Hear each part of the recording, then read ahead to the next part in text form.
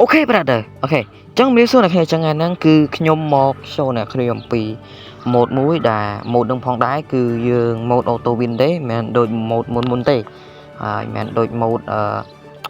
ដូចវីដេអូមុនដែលខ្ញុំផុសទេហ្នឹងហើយ mode ហ្នឹងគឺជា mode auto win ដែលយើងចុចទៅឈ្នះទេបាទហើយបើអ្នកគ្នាចង់ down mode ហ្នឹងអីគឺ mode ហ្នឹងគឺខ្ញុំដាក់នៅក្នុង Telegram ហើយ Telegram link Telegram គឺខ្ញុំបានដាក់នៅក្នុង comment ហើយអ្នកគ្នាអាចទៅឆែកបានហើយ join Telegram ខ្ញុំមួយទៅដើម្បីទទួលបាន link ក្នុងការ down game The Spike ហ្នឹងហើយ mode The Spike និយាយរួមទៅ mode ហ្នឹងក៏វាមានសារៈសំខាន់ដែរដែលជួយធ្វើឲ្យយើងឈ្នះ enemy បាទតែខណៈបើយើងលេងនៅក្នុង stake ឬក៏វគ្គ chapter ណាដែលយើងលេងមិនឈ្នះហ្នឹងយើងដាក់ mode ហ្នឹងទៅក៏រហូតចុច auto crop ទៅធ្វើឲ្យយើងទទួលបាន crop អីចឹងយើងអត់ហត់លេងអញ្ចឹងណាឧទាហរណ៍យើងលេង event អញ្ចឹងទៅយើងវាអត់ហត់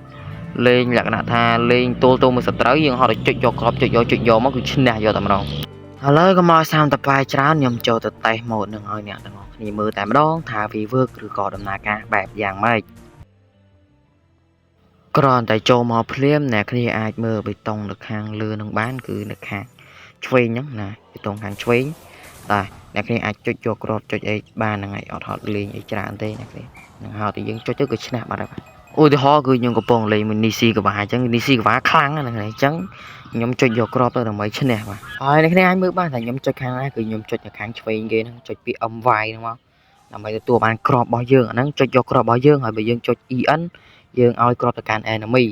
ហើយឥឡូវយើងឃើញថាយើងឈ្នះបាត់ទៅហើយគឺវា work ដំណើរការបែបហ្នឹងឯងអូខេអ្នកគ្នាចឹងវីដេអូខ្ញុំមានថាប៉ុណ្្នឹងឯងបាទហើយបើគ្នាចង់ hack អីអាច join Telegram ខ្ញុំប្រាប់ទៀតហើយអ្នកគ្នាអាចមើល Manoi របស់វាបានបាទនេះគឺជា Manoi អញ្ចឹងវីដេអូយើងចាប់ទៅហ្នឹង